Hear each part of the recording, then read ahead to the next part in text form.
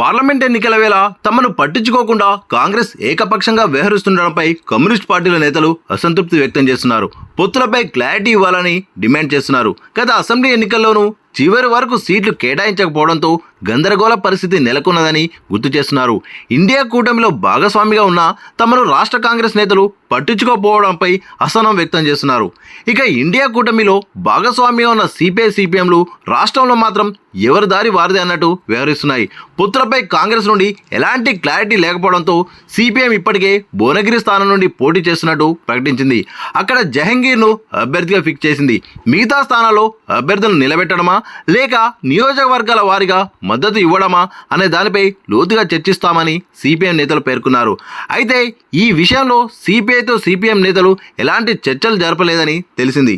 ఇక పొత్తులు పోటీ చేసే విషయంలో అసెంబ్లీ ఎన్నికల సమయంలో సిపిఐ వేచి చూసే ధోరణి అవలంబించింది.